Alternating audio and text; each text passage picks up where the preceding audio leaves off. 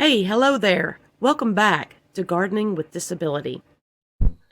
Gearing up for spring planting starts right now, giving you plenty of time to get basic items purchased that will help protect your health and well-being for the entirety of the 2024 growing season. Whether you have a compromised immune system, seasonal allergies, or you're relatively healthy and rarely get sick, a mask is the most important piece of equipment a gardener can have. I have personally been wearing masks for nearly 30 years because of my allergies. I have always worn masks while mowing and weed eating as a barrier against a grass allergy. I also wear masks when it's very windy outside to protect myself from dusts, pollens, and molds from being forced into and overwhelming my sinuses and lungs. I don't want an upper respiratory infection. Even prior to the pandemic, I was religiously wearing N95 masks when playing in the dirt. Years ago, I read a story about a well-known, well-respected horticulturist and master gardener who suffered a histoplasmosis infection that compromised his respiratory system to the point of death, all because he'd been using fresh potting soil without a face covering. That story scared me. And that scared me long before I developed a disability of my own.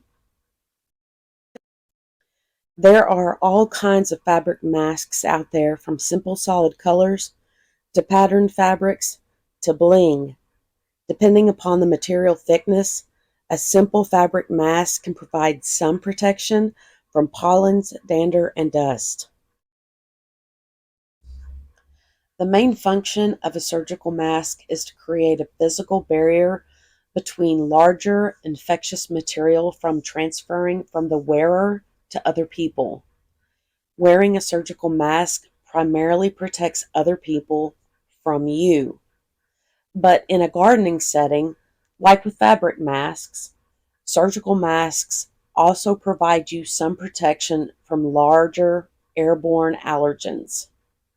Surgical masks are my first go-to personal preference because they're thin, lightweight, and not nearly as hot as any other kinds of masks.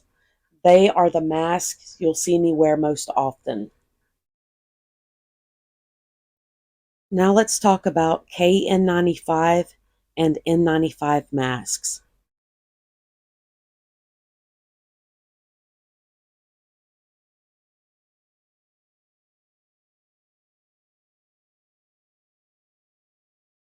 These are the masks I use when I'm using potting soil to start seeds in trays, turn the soil over in my garden, when adding compost, mulch, or wood chips to my beds, and when I transplant plants into my garden. The purpose of KN95 and N95 respirators is to create a barrier between you and 95% of large and small particulates of dust, mold spores, fumes, mists, aerosols, smoke, dander, bacteria, viruses, and other allergens. Unlike surgical masks that protect everyone else from you, KN95 and N95 masks protect you from everyone and everything else. There are heavier respirators that can be worn: N99, N100, P99, P100, and R100. These sometimes bulkier respirators create a 99 to 100% barrier, primarily from chemical gases and vapors. These respirators, however, are not necessary in a garden setting. I originally bought the longer 7-inch hooks back in 2020 from an office supply store, and I've recently ordered the shorter 5-inch hooks online. If masks cause you earache or cause your ears to fold over a little like mine do, these hooks are a real ear saver. But I always use them with either a hair clip or a hair tie so they don't slide down around my neck and sometimes render a mask useless by causing an improper fit. I use hair ties and hair clips to keep my hair off my neck, and of course, I use them with the mask hooks. I have bangs and I have baby fine short hairs around my hairline. I want none of those in my eyes or tickling my face while I'm gardening, so a simple headband will eliminate or diminish this issue.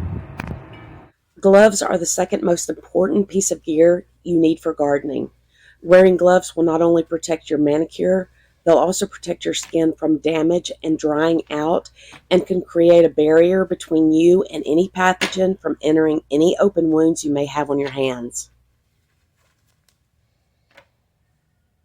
I use disposable surgical gloves when pruning my tomatoes or picking some vegetables. I sometimes wear them under other gloves to protect my hands from soil-borne pathogens from entering any wounds on my hands, even a hangnail or a split cuticle. Surgical gloves tear easily and shouldn't be used alone when digging in the dirt. I personally use a variety of garden gloves at planting time. These gloves are more lightweight. They're made for digging in the dirt and they are easily washable. Clawed gloves are made for digging in the dirt when you just prefer to dig with your hand and not have to use another tool. I use a variety of fabric and leather work gloves in the spring when I'm doing some major work and using heavier tools to prep my beds for planting. I also use work gloves when I'm setting tomato cages, setting up trellises, or repairing my wooden beds. And in late fall, I use work gloves to pull everything down. Work gloves can save your hands from splinters, blisters, and other injuries.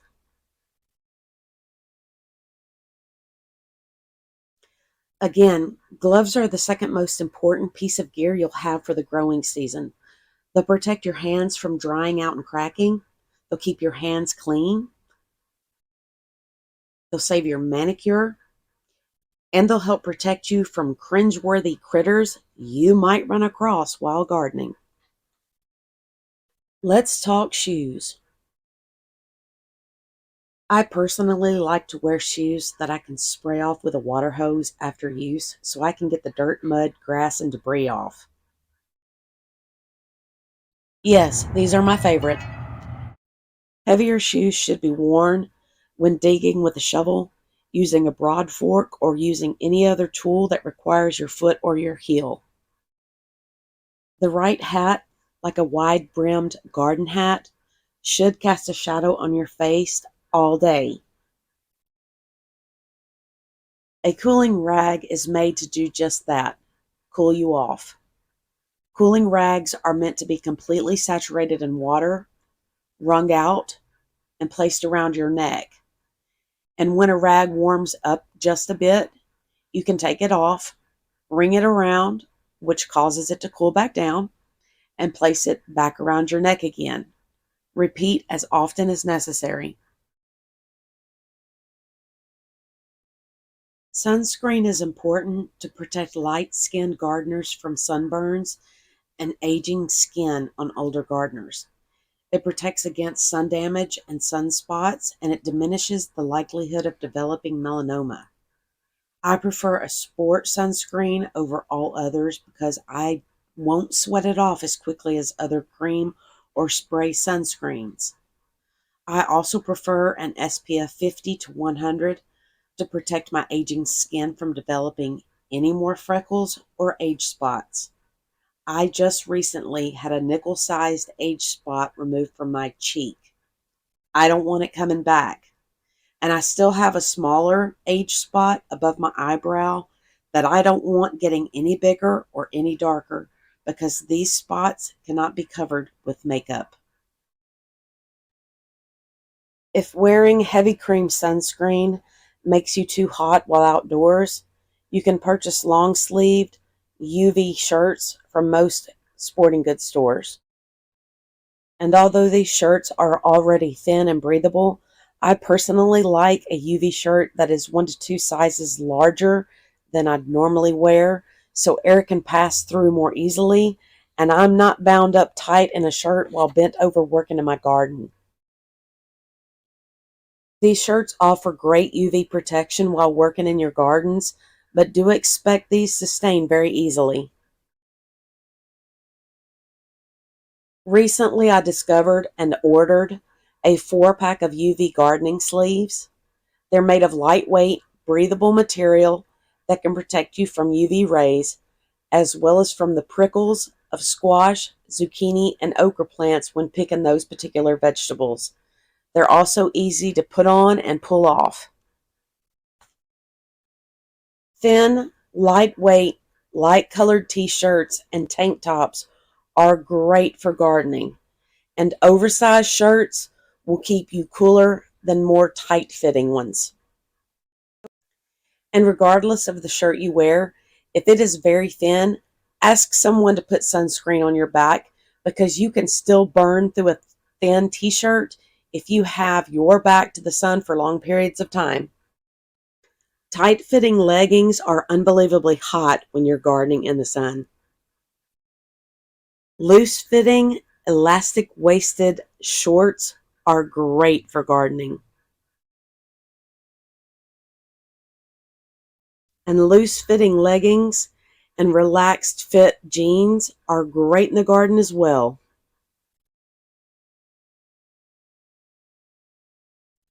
There are 2 kinds of bug sprays, chemical and botanical. In my gardens, I'll encounter mosquitoes, chiggers, and sometimes even ticks. My go-to will always be a botanical spray, and lemon eucalyptus, which smells great, has been proven to repel most pests.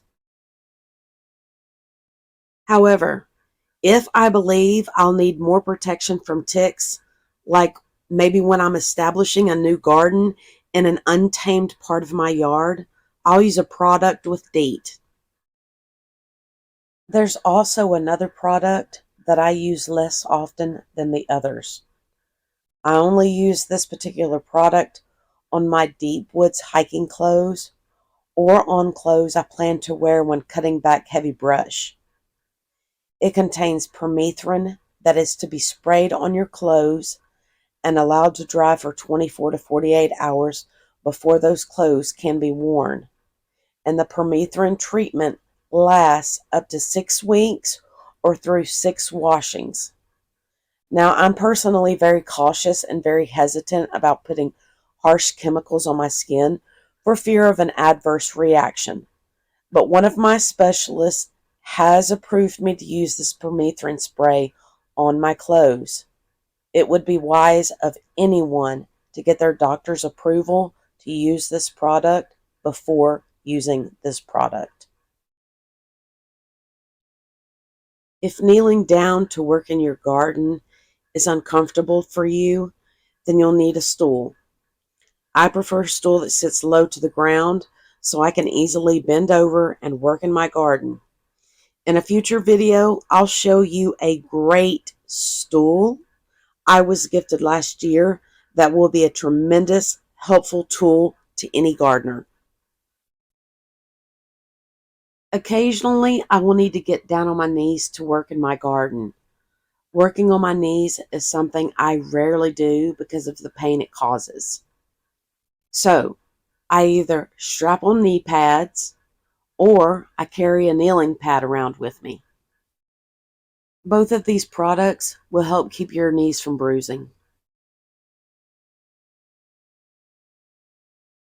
Hey, my goal for this channel is to bring you short informational videos, but sometimes, like this video, they're gonna run a little long, and I apologize for that. This video is meant to be both informational and educational, which unfortunately made it a little longer than I wanted it to be. Thank you for bearing with me on today's journey. I hope you found this video informational, educational, motivational, and inspiring. If you enjoyed it, please hit that like button It'll really help my channel grow. And please consider subscribing to my channel so you'll receive notification of when new videos are released. Until next time, get out there into your garden, find what works best for you, and just do that. And happy gardening.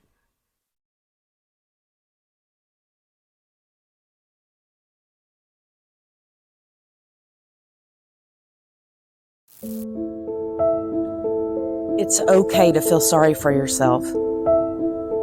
Just don't unpack and live there. Feel your feels in the moment. Anger, pain, fear, heartache, doubt, abandonment, loneliness, and regret. Then set them all down. Now lace up your boots, put on your gloves, pick up your shovel, and get out there for some much needed garden therapy.